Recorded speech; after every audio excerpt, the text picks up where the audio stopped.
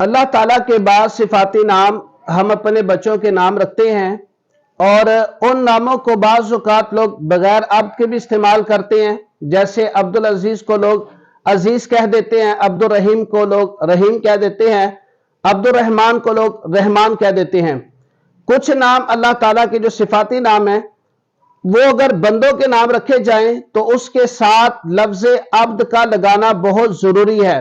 وہ 3 نام جسے علماء نے بیان فرمایا، جیسے رحمان، قیوم اور قدوس، یہ 3 نام وہ ہیں کہ جب یہ نام کسی بندے کے رکھے جائیں گے تو لفظ عبد لگانا ضروری ہے۔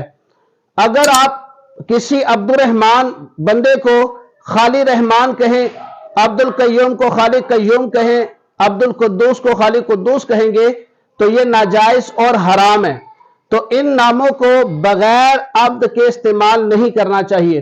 اسی طرح اللہ تبارک و تعالیٰ کے بعض صفاتی ناموں کو لوگ بگاڑ کر، کسی کا نام عبد الرحمن ہو تو اسے منع کہہ دیتے ہیں، تو یہ نام بگاڑ کر بھی استعمال نہیں کرنے چاہیے۔ اسی طرح اللہ رب العزت کو اللہ میاں کہنا یہ بھی جائز نہیں ہے، کیونکہ میاں کے الفاظ کے کچھ معنی ایسے ہیں جو اللہ تعالیٰ کے لیے استعمال نہیں کرنے چاہیے، لہٰذا اللہ تعالیٰ کو اللہ میاں نہیں کہنا چاہیے۔ اللہ تعالیٰ ہمیں ان باتوں پر عمل کرنے کی توفیق عطا فرمائے۔